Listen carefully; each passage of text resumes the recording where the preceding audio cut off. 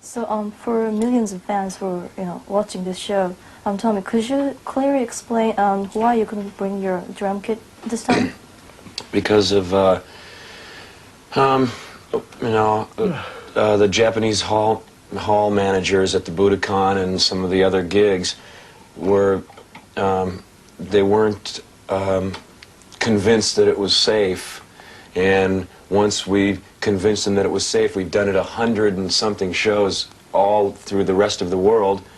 It's a bummer because it's a fun thing, and it's very safe, and it's too bad that somebody doesn't want to let it happen.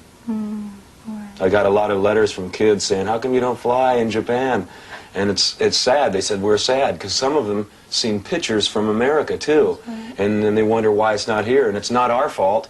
It's out of our control. It's like your hands are tied behind your back when somebody tells you, oh, we can't do this, no good, not safe. It's totally safe. Right, I see. When and how did you first discover or encounter music in the first place? Myself? I guess, I don't know if you call it discovered music, but, when I was a little kid, I used to, reach into the silverware drawer when I was tall enough and get forks and knives, and I used to beat on everything and drive my parents crazy. So I guess that would be the discovery part. I don't know if it was music, it was pretty much noise. Noise. But, yeah, I drove my parents bananas, but, and as far as music, I think I really knew what I wanted to do when I was about fifth grade.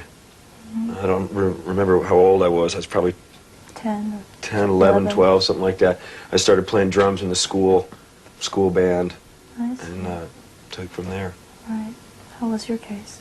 I think I remember hearing country and western on my grandparents' radio, and always liking sort of the most aggressive or the most get down country music, and that for me just led from one style of music to the other until I finally ended up with this type of music. But I remember that was one of the first times. I also remember in school they had a music class, and I didn't take it, but I would skip my other class and go sit outside and listen to it. I was like so into it and music, and I was always hanging out with the other musicians and stuff. Right, I see. So what was the first record that you bought in your life? The first record you bought by yourself, with your money. I hate saying this because it's such a stupid record. It was Donny Osmond. Which single? You know what? I don't even remember. It was so long ago. Oh. It's like the Osmond Brothers or something. I don't know. Yeah.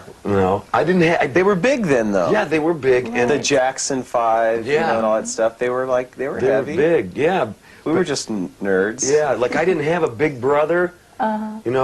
To turn me on to like, here man, here's some Deep Purple, check this out, or like, here's some really heavy rock. I grew up, I had to find everything out for myself, and I bought the Osmonds, and I kind of liked it, but it really wasn't my style. And then I moved on to records like Kiss Alive and that kind of stuff. I remember moving to Seattle. My grandparents lived in Idaho, and I moved to Seattle to stay with my mom. And I met these kids in school, and I went over to their house, and they had the first Kiss album. And I was blown away, and I remember going down to the record store to get it for myself, and I found the first Aerosmith album, which had been out for a while. I'd heard the song Dream On the radio, and I think that was one of my first ones, 72 or something like that. Yeah, I see. So what was the first concert that you have been to? I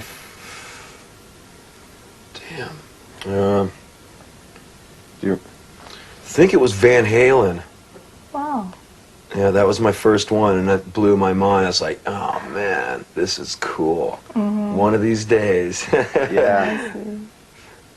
I remember seeing Kiss open up for Savoy Brown at the Paramount Theater in Seattle, which is about a 2,000-seat place, 3,000-seat place. I see. That was wild. I was like in the first row, just tripping out. Wow. What's this? I see. So like the Aerosmith or Saving Brown or Kiss or people like that was your hero. Sure. And you wanted to be like that. AC/DC, the Stones. But now, in the situation right now, do you realize yourself like being in that position that you dreamed of years ago? Sometimes it hits me, it freaks me out. I know, it's weird, like, you know, I don't know how to explain it, but a lot of times we look at each other and, you know, and someone will say that, and we just, like, do what we do, and we don't walk around going, wow, man, we're just like so-and-so, or, you know, God, you realize we're as big as the bands that we used to go see? We never really talk about that. We're just, like Nikki said, like, a lot of that stuff we're just bouncing off the wall still going, wow, this is great. You know, where we live in Los Angeles, we all live about 5-10 minutes away from each other, and people don't even care. They're so used to seeing us around there that I just, you know, go to the grocery store and it's like, oh, there's Sixx again, you know. No one cares, so we take a long time off to write songs and rehearse, and we all spend time together, and we all hang out in the same area. No one ever, sometimes I forget I'm in a band. I don't even realize I'm in a band until I come to Tokyo, and there's like, you know, 1,000 kids waiting outside a hotel or something, and I'm like, wow. I forget. Forget about it. I see. Okay, so it's a famous story that you two are very close, like brothers. But is it sometimes difficult to like put up with each other's faults or some kind of habits to be in a band? We're brothers. Well, brothers fight. Yeah. Definitely, you know. I know sometimes T-Bone wants to smack me, but that's just natural, you know. We're totally different types of people, and I think that's why we've become so close over the years. Is because he's really hyper, and you know, I drive him crazy. Drives me crazy, and I'm like really like slow, and I think about everything, and it makes him crazy. It's like, hurry up! So together, when we work on things, it's like we meet, right? It's perfect, you know? Like I even him out, he evens me out, and that's really, I think, what it's all about. That's why we want to try producing together someday, other artists, and see how that works. I see, right. Okay, how about other two members in the band? Still, we're like this with them, everybody. Right. Okay. We're like, and that sounds kind of corny, but we're like all best friends. You know, this isn't like, this isn't bullshit. It's the truth. We really dig each other. I mean, I think the other three guys in the band are just the coolest guys on this planet, and they're them, and I love them for them. You know, and I feel without them I wouldn't be allowed to be me. You know, and hopefully we all feel the same about each other. It's really a team. Motley Crue is. Right. You feel the same way. No, definitely. Okay. Definitely. I see. So. Well, no. No. No. No, it's my band. Recently, Gene Simmons and Paul Stanley had to put on like the original Kiss makeup and costume. But do you want to try your those outfit and makeup in the near future again? Like a shout out to Devil Days or those? I don't think so, because it was like that was their whole career. You know, that whole visual thing, the makeup, the costumes, and how, you know, ever long they were at their height, that was what they did. We only did that. It was one of our phases that we went through. So that wouldn't make any sense for us, you know. Even if we were more successful then, it wouldn't make sense, because we do everything only once. I see. So we'd like to ask some of the questions about the video, but 10 video clips that you had made in the past, which would be like your favorite one? Oh. Mine, but this is like so typical that someone would say this, but it's true, is the newest one. Don't Go Away Mad. So you haven't seen that one yet. They came out great. It's really cool. Is it more live performance footage? Or?